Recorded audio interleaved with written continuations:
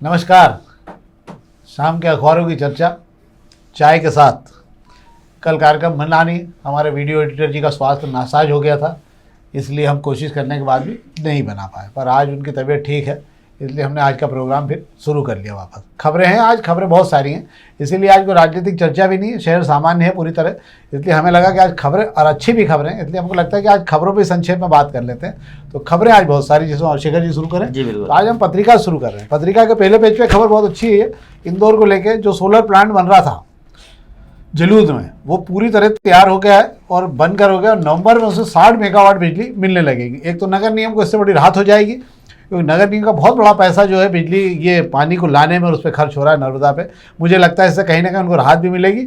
और इसका green bond जारी हुआ तो 250 करोड़ रुपए की एक बड़ी उपलब्धि थी। इंदौर नगर निगम ने पहला बाउंसर बॉल पे अच्छा छक्का मारा था इस पर, और शानदार तरीके से ये काम हुआ था। प्रतिभा पाल के टाइम पे इसको लाया गया था इसको, और एक बड़ी उपलब्धि रही है ये। क्या है शेखर जी? जी बिल्कुल, आप सही कह रहे हैं। जलूद में सोलर प्लांट लगाने के लिए इंदौर नगर निगम देश का पहला नगर निगम था जिसने ग्रीन बॉन्ड से पैसा जुटाया था। ग्रीन बॉन्ड से पैसा आने के बाद में इंतजार ही हो रहा था कि कब तक प्लांट बनकर तैयार हो जाए और बिजली बनना शुरू हुई। वजह यह है कि ग्रीन बॉन्ड के जरिए जिन लोगों से हम लोगों ने पैसा लिया है उनको हमें डिविडेंड भी देना पड़ रहा है। अभी तक नगर निगम जेब से दे रहा है डिविडेंड। अब नवंबर से जब बिजली बनने का दावा किया जा रहा है तो बिजली बनना शुरू होगी तो नगर निगम को राहत हो जाएगी कि बिजली बिल से राहत होगी, तो जो पैसा बचेगा वो डिविडेंड देने और जिन लोगों ने नगर निगम पे विश्वास जताकर पैसा दिया है उनको भी चुकाने में आसानी रहेगी। इसमें एक फ़ायदा और भी होता है, जैसे 60 मेगावाट या 90 मेगावाट जो बिजली पैदा हो रही है उसका आधा तो पैसा चला जाता है डिविडेंड में, आधा पैसा जो बचता है उससे नगर निगम अपने काम करने लग जाती है। जो कर्ज हैं इस लाइन को लेकर जो दिए गए हैं उसमें राहत मिलती है, तो एक अच्छा काम है। एक और खबर पर हम बात कर लेते हैं, ये भी पत्रिका खबर अच्छी है। ये भी नगर निगम की जो है, नगर निगम ने तमाम जगह मार्केट बना खड़े कर दिए और इनकी इतनी दुर्दशा हो रही है कि फर्सियाँ उखड़ रही हैं, टेंट उखड़ गए हैं सब, और अब ये मार्केट से बर्बाद हो रहे हैं। इसमें नंदलालपुरा का मार्केट हो, चाहे नेहरू पार्क की दुकानें हो, चाहे जिंसी हाट मैदान के हाईटेक ओटले हों, ये सब जगह जो बेशकीमती पत्थर लगे थे और जो भी लगे हुए थे सब उखड़ा गए। कुल मिला के वहाँ पर कोई आने को तैयार नहीं और सारे होटलें जो है पूरी तरह समाप्त हो गएंगे। ये बड़ा दुखद है। बनाने को हम बना देते हैं, बाद में नगर निगम इस पर कोई ध्यान देती नहीं है। रुपयों की बर्बादीकरण का नगर निगम से अच्छा उदाहरण में कोई नहीं समझता। क्या? जी बिल्कुल, आप सही कह रहे हैं। ये एक लापरवाही का नमूना है जो इस शहर में आप देख सकते हैं कि नगर निगम ने करोड़ों रुपए फूंक कर जो मार्केट बनाए। बात कर लेते हैं नंदलालपुरा में जो आप हाई राइज मार्केट देखते हैं, इतना सुंदर सा मार्केट बनाया गया है। उस मार्केट में ना नदी किनारे के दुकानदारों को शिफ्ट कर पा रहे हैं या जिन्हें शिफ्ट करना उन्हें कर पा रहे हैं, ना नए लोगों को दुकान दे पा रहे हैं। नतीजन वहाँ पर गंदगी पसरी हुई है, खराब हो रहे हैं मार्केट। अब यही बात कर लेते हैं हम नेहरू पार्क की, जहाँ इस शहर के स्मार्ट अफसर बैठते हैं। मैं स्मार्ट अफसर इसलिए कह रहा हूँ कि स्मार्ट सिटी का दफ्तर वहीं हैगा और जो नगर निगम में जितने ही बड़े अफसर आते हैं वे नगर निगम बैठने की बजाय वहाँ बैठते हैं क्योंकि स्मार्ट अफसर दफ्तर उन्हें पसंद आता हैगा। वहीं पर नगर निगम ने जो है नेहरू पार्क को संवारने के साथ में जो मार्केट बनाया था वो वर्षों से वहीं के वहीं आज तक शुरू नहीं हो पाया। कई लोगों को तो पता ही नहीं है कि नेहरू पार्क में एक मार्केट भी बना हुआ पड़ा है जो कबाड़ होता जा रहा है। जिंसी हाट मैदान की अगर हम बात करें तो ये फैसला ही गलत लिया गया था कि जिंसी हाट मैदान में जो है इतना महंगा शेड लगाकर विदेश की तर्ज पर जो है वहां पे ओटला मार्केट बनाने की कवायद की गई और पैसे की जो बर्बादी की गई है। मुझे लगता है जिन लोगों ने इस निर्णय को लिया था, जिन्होंने इस मार्केट को बनाने की कवायद की थी, ओटले को वहां बनाए हैं, उन लोगों की जेब से वसूली होना चाहिए। शहर के पैसों की जो बर्बादी इन लोगों ने की है, मुझे लगता है सबसे ज्यादा बर्बादी जो हुई है और उस पर लगातार खबरें चलती। 7 साल हो गए हैं वहां, 7 साल में 7 दुकानें आज तक नहीं लग पाई और आगे भी कोई संभावना दिखाई नहीं दे रही है। मुझे ऐसा लगता है चाहे बीआरटीएस का मामला हो, चाहे इस प्रकार के, इन सब जगह पे उन अधिकारियों के फोटो के साथ बोर्ड जरूर लगना चाहिए कि ये जो यहाँ पे जो बर्बादी हो रही है इसका श्रेय इन अधिकारी को है। जैसे बीआरटीएस विवेक अग्रवाल साहब लाए थे तो बाकी चीज़ों के लिए जहाँ जहाँ जो लेके आया इन अधिकारियों के फोटो लगना चाहिए ताकि समझ में तो आए कि कौन कितना बर्बाद करके गया इस शहर को। सब अपने पैसे लेके निकल लेते हैं, बाद में सारी बर्बादी हमारे माथे आती है और ये सब पैसे का बोझ हम उठाते हैं। आज सड़कों की हालत खराब हो रही तो उसके पीछे ये पैसा ही बर्बाद होना है। अब हम प्रभात किरण खबर की बात करते हैं। प्रभात किरण को लेकर एक अच्छी खबर इस पर हम बात कर लेते हैं। सराफा चौपाटी में अब 11 सदस्य होंगे। निरंजन जी 2 बार हो आए तो वहाँ चुपचाप होके आए थे, जो भी खा पी के आए वो तो वो जाने, पर कुल मिला के वहाँ उन्होंने जो शिकायत की थी कि कोई किसी को अंतर नहीं पड़ रहा है। जो पूरा मामला था जहां से शुरू हुआ था वहीं आके खत्म हो गया, पूरा मामला ठंडा पड़ गया और अब वापस नए सिरे से 9, 11, 15 सदस्यों कमेटी बने। मुझे नहीं लगता कि इसमें कुछ होगा। क्या शेखर जी बिल्कुल आप सही कह रहे हैं कि सराफा चौपाटी का जो हल्ला मचा था, वहाँ के ज्वेलरी कारोबारी जो थे वे नहीं चाहते थे कि चौपाटी अब वहाँ लगे। इसको लेकर उन्होंने विरोध भी किया था। हालांकि नगर निगम से वे जीत नहीं पाए और महापौर पुष्यमित्र भार्गव के आगे उन्हें घुटने टेकना पड़े थे और बैठकर यह तय किया गया था कि चौपाटी की परंपरागत जो 80 दुकानें वहीं लगाई जाएगी और उसके लिए इन्हें परंपरागत दुकानों में सुरक्षा के इंतजाम भी रहे, लोगों को आने जाने वालों को भी सुविधा रहे और वहाँ के कारोबारियों को भी परेशानी न हो, रहवासियों को भी परेशानी न हो। इसको लेकर तय हुआ था कि कमेटी बना दी जाएगी। जो कमेटी है 7 के बाद में नवरात्रि में वहाँ के इंतजामों का गाइडलाइन तय करेगी। उसके तब महापौर जी के साथ में जो बैठक हुई थी उसमें तय हुआ था कि 3 लोग जेवरात एसोसिएशन के रखे जाएंगे, 3 लोग चौपाटी वाले रहेंगे और 3 लोग महापौर सहित नगर निगम के भी रहेंगे। अब इसमें बदलाव कर दिया गया है। अब इसमें तबादला करके एक अच्छी रणनीति के तहत एक नई कमेटी बनाने की योजना की जो लंबे समय तक चौपाटी के भविष्य को तय करेगी। इसके अंदर महापौर तो रहेंगे ही रहेंगे, राजस्व प्रभारी रहेंगे, जो भी राजस्व प्रभारी रहेगा उसे रखा जाएगा, कमिश्नर भी रहेंगे नगर निगम के। उसमें सराफा चौपाटी के जो कारोबारी है उनके 2 लोग रखे जाएंगे। ऐसे ही जो वहाँ जो सोने चांदी के कारोबारी 2 लोग उनके भी रहेंगे। एक अफसर जो है पुलिस विभाग की तरफ से रहेगा और एक कलेक्टर की तरफ से अफसर को उसमें रख दिया गया हैगा। इससे ये तय होगा। हालांकि ये बता दूं कि विधायक की भी एंट्री उसमें हो गई है, इलाके की विधायक को भी इसके अंदर कमेटी में रखना पड़ेगा। स्कूल मिलाकर ये तय कर दिया गया है कि कमेटी जो तय करेगी और वो लंबे समय तक, इसे MIC से प्रस्ताव पारित करा रहे हैं ताकि भविष्य में किसी तरह का जब भी हल्ला मचेगा चौपाटी का उसका फैसला ये लोग मिलकर करते रहेंगे। बट ठीक है, जब तक माल सूतो, जब तक जिनको जो सूतना हो सूत लो, बाकी तो हम देखेंगे। हम अग्निबाण खबरों की बात कर लेते हैं। अग्निबाण खबरों में कुछ खबरें हैं जिस पर हम एक तो BRTS तोड़ने को लेकर टेंडर जारी, आयुक्त ने हरी झंडी दे दी। अब महापौर परिषद की बैठक में रखेंगे टेंडर और BRTS तोड़ने का काम शुरू हो जाएगा। 4 बार टेंडर हो चुके थे, सारी चीजें होने के बाद भी कुछ होना। क्या पक्का मान लिया जाए कि इस बार तोड़ा ही जाएगा? हो गया अब MIC से जब तक मंजूरी नहीं आ जाती, जब तक ये कहना बहुत जल्दबाजी होगा कि पक्का मान लिया जाए कि BRTS अब टूट ही जाएगा। नगर निगम ने 3 बार टेंडर निकाला, 3 बार टेंडर निकालने के बाद में मुश्किल जो है एजेंसी तय हो पाई है। ये एजेंसी तय होने के बाद में अब कमिश्नर बदल गए। इंदौर नगर निगम में जो कमिश्नर शिवम वर्मा जी थे वे जो कलेक्टर बन गए, दिलीप कुमार यादव नए कमिश्नर आ गए। नए कमिश्नर के सामने जब फाइल गई तो उन्होंने उसको साइड में रखवा ली थी कि पहले पढ़ूंगा उसके बाद में साइन करूंगा। और जो है अग्निबाण की खबर कह रही है कि नए कमिश्नर साहब जो है संतुष्ट हैं टेंडर से और उन्होंने इस फाइल पर साइन कर दी है। चूँकि काम बड़ा है इसके लिए MIC से मंजूरी जरूरी है, तो मुझे लगता है जो जल्द ही MIC की बैठक होगी और उसके अंदर इसकी मंजूरी दे दी जाएगी। क्योंकि BRTS को तोड़ना नगर निगम के गले की हड्डी बन गया है।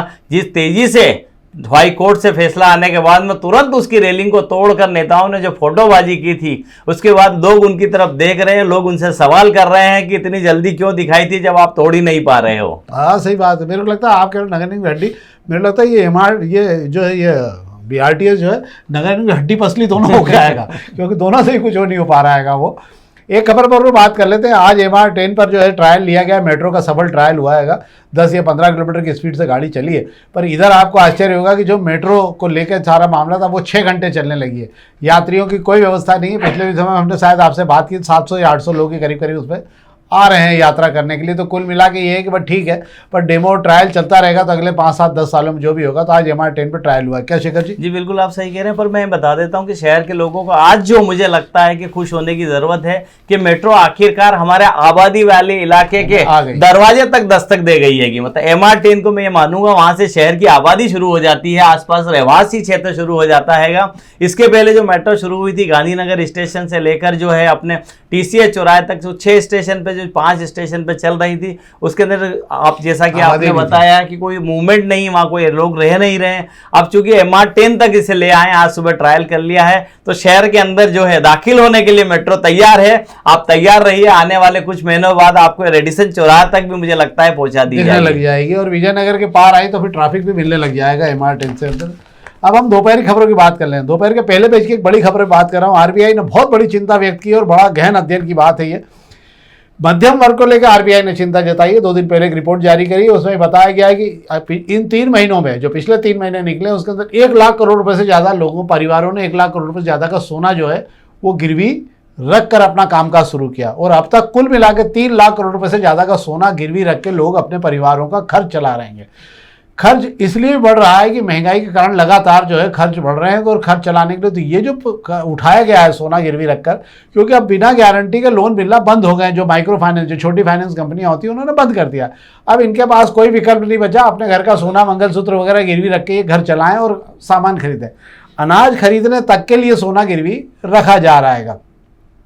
तो 3 लाख करोड़ रुपए का सोना जो है लोगों के घरों से निकलकर बैंकों में गिरवी जा चुका है ये, और बहुत तेजी से क्रम बढ़ रहा है। इसको लेकर आज आरबीआई ने चिंता व्यक्त की है कि अगर ये हो रहा है तो इसलिए भी चिंता का है कि मध्यम वर्गीय परिवारों की आर्थिक स्थिति पर बहुत बुरा असर पड़ेगा, क्योंकि अब डिफॉल्ट बढ़ना शुरू होंगे, जिसके कारण परिवारों को नए संघर्ष करने पड़ेंगे। तो ये तो थी पहले पेज की खबर जिसमें मैंने आज से बात की।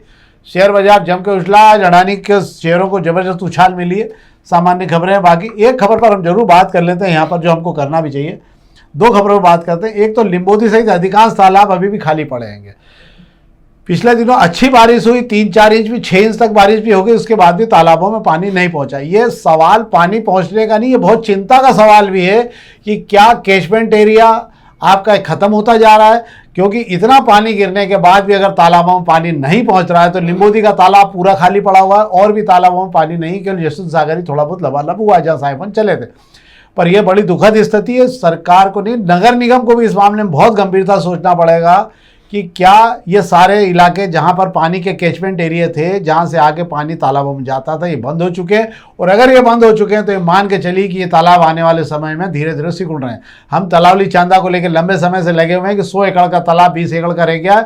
अवैध निर्माण मंत्री जी के सौजन्य से वहाँ हो चुके हैं, बिना नक्शा पास किए बड़ी होटल बन चुकी है, कैचमेंट एरिया बन चुकी है, और वो कैचमेंट एरिया जो है पानी आने से रोकने लगा है। गाँव के लोगों को चिंता है कि ये तालाब अब धीरे धीरे खत्म हो जाएगा। तो ऐसे ही अगर सब तालाब खत्म होते रहे तो आप ये मान के चलिए कि आने वाले समय में हमारा जल स्तर तो जाएगा ही जाएगा।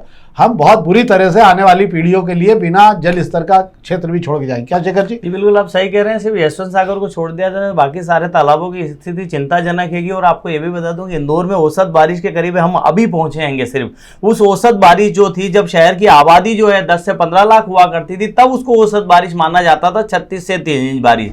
अभी शहर की जरूरत 50 इंच पानी की हैगी, पर अभी तक जो हम स्थिति देख रहे हैं, मानसून जाने की बिल्कुल कगार पे खड़ा हुआ हैगा, और 36-37 इंच पानी ही शहर में गिरा हैगा। ऐसी स्थिति में अगर तालाबों में पानी नहीं, तो ये चिंता का विषय है कि आने वाले समय में इंदौर कितने बड़े सूखे से, मुझे लगता है कितने बड़े सूखे का सामना इंदौर करने वाला है। इसके लिए चिंता अभी से कर लेनी चाहिए, पानी को बचाने की कवायद कर लेनी चाहिए, और अभी उम्मीद करनी चाहिए कि जाते जाते पानी की जो 1-2 जो है बड़ी बौछारें जो है इस शहर में गिर जाए, तो ताकि पानी की जरूरत पूरी हो। और इससे बड़ा आप समझ लीजिए, कुएं बावड़ी तक में नीचे पानी रिस्क नहीं आ रहा है, इसका मतलब नीचे का जल स्तर खत्म हो चुका है। हम फिर नगर निगम में और महापौर से और कमिश्नर से मैं इस प्लेटफॉर्म से आग्रह करता हूं कि आपको अधिक से अधिक इस मामले में देखना चाहिए, और जितनी जल्दी से जल्दी हो सके इस काम को आपको बढ़ाना होगा, नहीं तो आने वाले समय में तालाब पूरी तरह से सूख चुके रहेंगे। एक आखिरी खबर पर हम 2 मिनट बात कर लेते हैं आपसे कि जिस दिन से ट्रक घुसा है शहर के अंदर बिना अनुमति और कई लोगों को रोन दिया, उसके बाद से लोगों में, क्षेत्रों में जागृति पैदा हो गई। परिणाम ये हो रहा है कि भंडारी ब्रिज के आसपास जो लोग रहवासी थे, जहां फर्सियों के भरे हुए ट्रक आते थे, उन्होंने आज घेराबंदी करके ट्रकों को रोक लिया और पुलिस को बुलाया कि बिना अनुमति कैसे घुस रहेंगे। जन जागरण की बहुत जरूरत है। अगर जन जागरण हो गया तो इस शहर में बिना अनुमति ट्रक नहीं घुस पाएंगे। आप जिस क्षेत्र में रहते हैं उस क्षेत्र का नमक अदा करिए। मुझे ऐसा लगता है सर्कल बनाइए, समूह बनाइए, और अपने तमाम लोगों के साथ में जो भी ट्रक बिना अनुमति वहां आ रहे हैं समय के अंदर, हो सकता है किसी दिन आपके परिवार के साथ कुछ हादसा हो जाए, कोई रोने नहीं आएगा, राजनेता अपनी राजनीतिक रोटी सेकने ही केवल आएंगे। हो सकता है आपको कुछ आर्थिक मदद मिल जाए। मुझे लगता है, मैं इस प्लेटफॉर्म से आपसे फिर कह रहा हूं, अपने क्षेत्र के लोगों को जागृत करिए, और अगर नहीं है तो नहीं आना चाहिए ट्रक। ये शहर आपका भी है और आपको जागृत होना पड़ेगा। क्या शेखर जी? जी बिल्कुल आप सही कह रहे हो, मगर ये भी देखना होगा, ऐसा ना हो कि वो एंट्री कराने वाले ही उनके साथ ट्रक के साथ में चल रहे हो, तो तब जो है आम लोगों की चल नहीं पाती है। पर फिर भी मुझे ऐसा लगता है कि उम्मीद पे दुनिया कायम है, और हम लोगों को सचेत रहने की और सजग रहने की जरूरत है कि किसी भी चीज़ के लेकर, किसी भी गलत मामले को लेकर जब तक हम लोग आवाज़ नहीं उठाएंगे मिलकर, तब तक ये सिस्टम सुधरने वाला नहीं है। तो आप सुधारिए इस सिस्टम को, हम आपके साथ हैं। अगर आप कहीं रोक रहे हैं, कुछ कर रहे हैं, तो अगर आप वीडियो डालेंगे तो हम भी उसे प्लेटफॉर्म पे हमारे दिखाएंगे, और हम बताएंगे कि लोगों में जन जागृति कितनी हो रही है। ये शहर हमारा और आपका है, हमें और आपको ही चिंता करनी पड़ेगी, नहीं तो इस प्रकार के हादसों के बाद में हम केवल दुख व्यक्त कर पाएंगे और कुछ नहीं कर पाएंगे। ये कार्यक्रम हम आपके लिए बनाते हैं, आपको तक अधिक से अधिक सूचनाएं पहुंचाने का काम करते हैं। खबरें छपना नहीं, खबरों का अपग्रेड भी आपको देते हैं कि पीछे क्या हो रहा है, आगे क्या हो रहा है, क्योंकि यही सब चीज़ें आपको दूसरों से अलग करती है। जब तक आपका विषयों का जानकारी नहीं होगी, आप दूसरों से अलग नहीं रहेंगे। हम चाहेंगे कि आप इस कार्यक्रम को खुद देखें, अपने मित्रों को भी दिखाएं और अधिक से अधिक इसको लाइक करें। बहुत बहुत धन्यवाद।